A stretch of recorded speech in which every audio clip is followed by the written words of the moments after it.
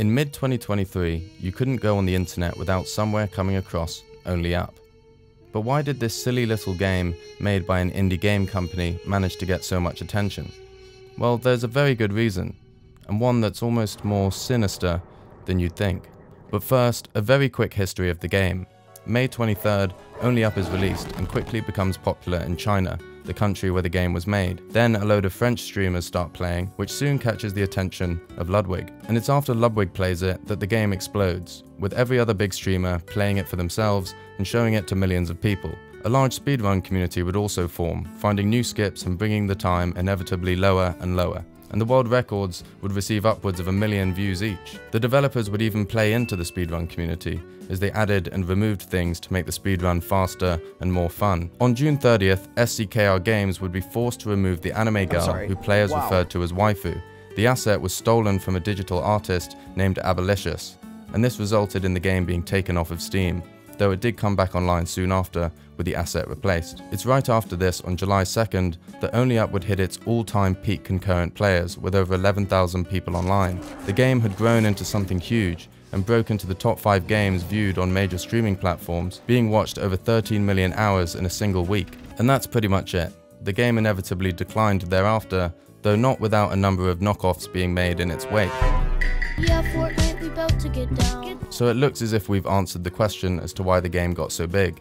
A bunch of streamers and YouTubers play the game for millions of people to watch. Also that it's great for content, as it causes people to... Even that it was great for speedrunning, forming a thriving community. And yeah, these things are definitely true, but it's not the full story. The very same thing happened to Pogo Stuck, Getting Over It, and Jump King, the other Rage games. Streamers played them, showing them to millions of people. They're great for content because they cause people to... And they had thriving speedrun communities.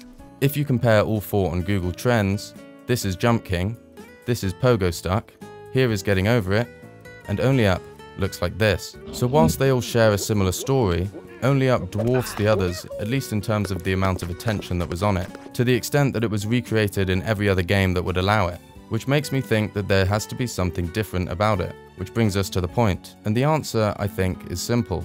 The game looks satisfying. Like in the same way that this looks satisfying, and this, and these things, and these, and whatever this is. There's something about Only Up, the way it looks and feels, that's not dissimilar to the brain rot on TikTok. The way the character moves and jumps, the way he snaps to objects when he mantles, all the different and interesting objects you have to climb throughout the game, the almost soothing yet dystopian voice that you hear. You're a weak kid. Go back to the favela. The game is a rolling carousel of interesting things to see and hear. I'll put it this way, you can just imagine the game taking up part of the screen next to Subway Surfer and, I don't know, XQC doing whatever this is. If I look back to when I was watching some of the Only Up videos, I remember feeling sort of glued to the screen like a baby given an iPad. Like TikTok or any other short form media for that matter, it's hard to look away as you doom scroll only down. It seems as though Only Up managed to tap into something that forces you to watch. But it's not surprising, as this is the current landscape. Everything now fights for our attention, as attention is money.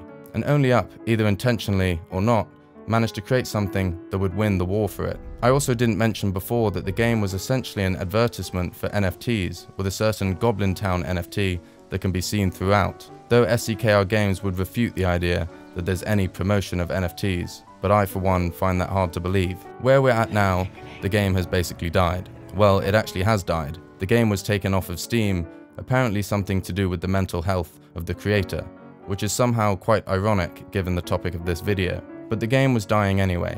People were moving on, as people always do from these things.